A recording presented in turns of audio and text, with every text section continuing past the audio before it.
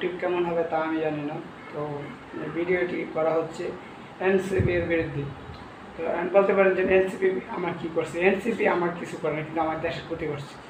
আপনারা তো তখন জুলাই অভ্যুত্থানে সবাই আপনারা আমি আন্দোলনে যোগ দিয়েছিলাম। তো সারজিদ আলম, হাসান আবদুল্লাহ, নিহাদ ওদের কথাই আমরা আন্দোলনে যুক্ত হই। কারণ যখন পুলিশে লাঠিচার্জ করছিল, ছাত্রলীগে ছাত্রদের ওপর ঝাঁপিয়ে পড়ছিল, এইসব ভিডিও দেখে আমরা নিজেরও তখন ছাত্র ছিলাম, এখনও আছি। তো ওইটা দেখে আমাদের ইমোশনের আঘাত খাইছে, যার কারণে আর আন্দোলন করার মোটিভ ঠিকই ছিল, আন্দোলন দরকারও ছিল। কারণ এই ফেসিস্ট সরকার, আমি বলছি না আওয়ামী লীগ সরকার ভালো, সে অনেক স্বৈরাচারী করছে, সে মানুষের অধিকারও কেড়ে নিছে, সাধারণ যে অধিকার ওইগুলো কেড়ে নিছে। ভোট তো অনেকে দিতে পারতো না, যেমন আমার একবার স্যার গেছিলো, ভোট দিতে গিয়ে দেখছে কি যে স্যারের ভোট দেওয়া হয়ে গেছে। তখন স্যার জিজ্ঞেস করলো যে না, আমার ভোট তো আমি দিইনি। স্যার আপনি কষ্ট করে আইসেন, আপনার ভোট তো আমি দিয়ে দিচ্ছি। তো সেইটা হলো শেখ হাসিনা আমলে।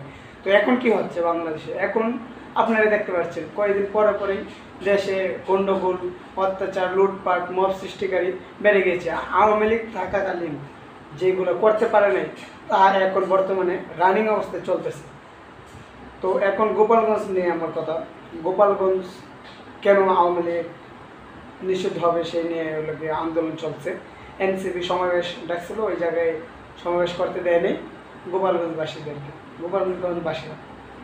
তো গোপালগঞ্জবাসীরা দেয় নাই ভালো কথা, তো পেয়েছেন এতই হ্যাডাম তোরা গোপালগঞ্জ করবি, তাদের গোপালগঞ্জ কোনো মানে তাদের কি গোপালগঞ্জ কোনো জনমত আছে? তোরা গোপালগঞ্জ কেন গেলি সংগঠন করতে? আর গোপালগঞ্জ গেলে ভালো কথা, তোরা শেখ মুজিবরকে, যারা শেখ মুজিবরকে সম্মান দিতে জানে না, তারা কীভাবে তোদেরকে সম্মান দিবে? আমি নিজে বিএনপি করি, আমি নিজে শেখ মুজিবরকে আমার আইডল মনে করি।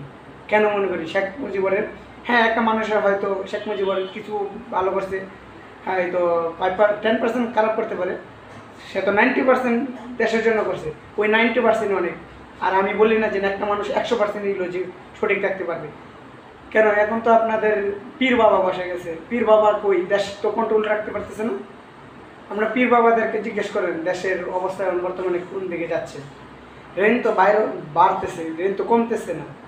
তার তো অনেক টাকা আছে, সে তো অনেক ইসরায়েলে টাকা হয়তো লাগানো হয়েছে।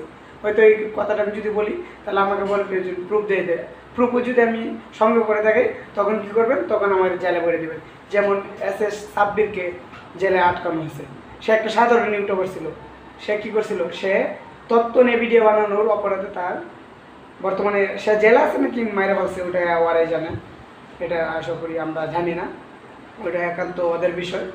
তো ছেলে যদি বেঁচে থাকে, আমার বিশ্বাস ওই ছেলে যদি আবার মুক্তি পায়, ওই ছেলে আবার এইসব দেশদ্রোহী এসব, এরা তো মনে করি 71কে জঙ্গিবাজ বলছে, 71 আর 24কে এক হলো আন্দোলন আমরাও করছি, আমরাও পুলিশের হাতে আঘাতিত হয়েছি। এরপরে কোনো দিন বলে নাই যে আমাদের একটা পদ লাগবে। আমরা আন্দোলন কিনে করছি, কোটানি আন্দোলন করছি।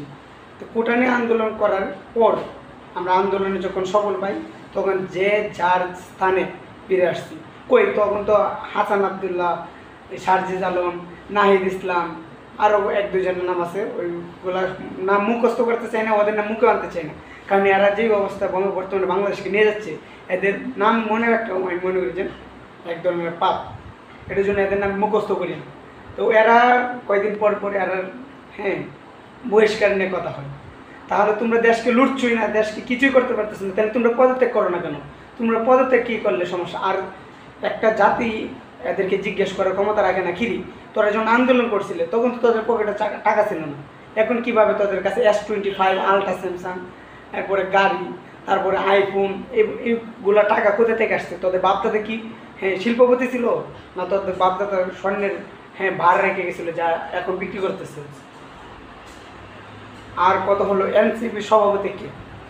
এনসিপি এত টাকা পায় কোথায়? এত বড় বড় শুডাউন, এত বড় বড় জায়গায় প্রোগ্রাম, এই টাকা আসে কোথা থেকে?